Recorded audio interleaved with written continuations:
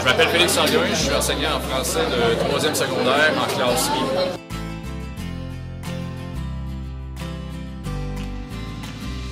Les classes, c'est des classes qui sont équipées avec des tablettes, des iPads. Donc chaque élève a un appareil comme celui-là. Et aussi.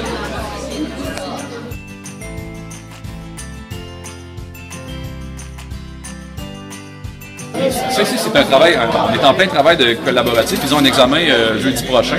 Ils doivent rédiger un compte. Et là, ils sont en train d'en faire une pratique. Donc, ce que j'ai mis au tableau, c'est un choix de morale. Ils doivent s'inspirer d'une de ces morales-là. Ils vont créer un document partagé.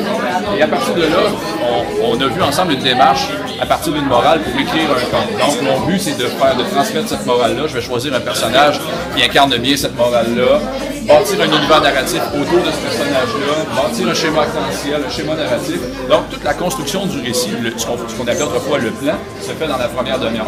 Ensuite, ils vont passer en mode rédaction. Et moi, comme c'est un document partagé, j'y ai accès.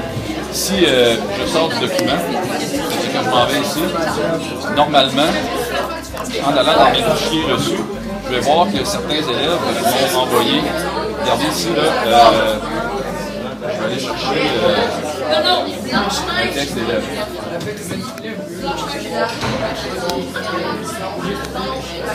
Donc, ils sont là, ils sont en train d'écrire, on voit leur nom.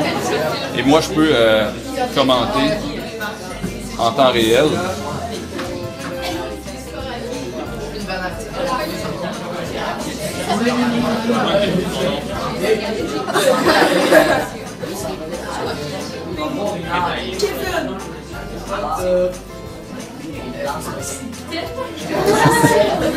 Alors, vous voyez, ça me permet de passer à travers là, toutes les copies de mes élèves, de commenter en temps réel, soit sur la structure de leur texte, soit sur certains aspects très très précis de la rédaction. C'est certain que tout ce qui concerne il existe là, des centaines d'applications pédagogiques sur iPad. On en utilise plusieurs. En français, principalement, je pense au référentiel comme Antidote Ardoise qui combine la grammaire, le dictionnaire, le Michel.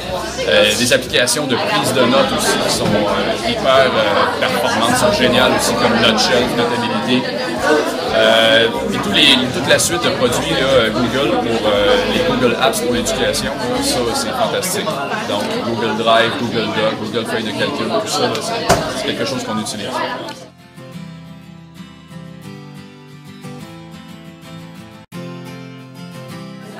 Gain de temps, c'est fini le temps des documents égarés, monsieur j'ai oublié mon livre, tout ça, c'est du passé maintenant. Quand je parle de gain de temps, pour vous donner une idée, on prévoyait 75 minutes avant pour donner une dictée. Maintenant, après 45 minutes, tout le monde a terminé. Donc c'est un gain net d'une demi-heure, peut-être à cause de l'outil, peut-être à cause du temps de recherche dans l'outil, dans le dictionnaire, qui est beaucoup plus rapide. Okay. Gain aussi là, sur le plan, je dirais, il y a plus de ce que j'appelle la curiosité remise à plus tard. Autrement dit, quand on a une question qui se trouve sans réponse, on a souvent la réponse en quelques clics. Donc, ça permet d'aller beaucoup plus loin et de connecter justement ces nouvelles connaissances-là sur du contenu.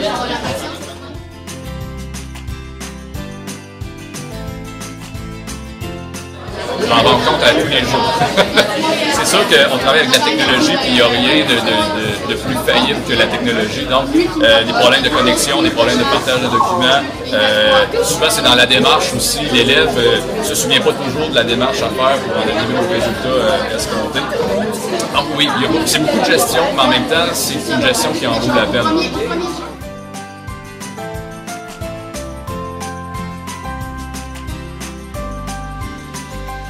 C'est sûr que c'est pas l'iPad qui fait en sorte qu'un élève faible va devenir un élève fort. Cependant, l'effet, il est surtout palpable sur la motivation.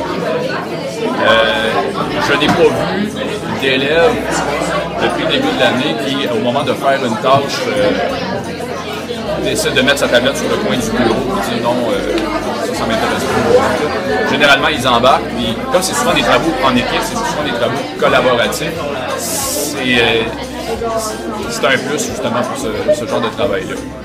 Ça les met beaucoup plus en action.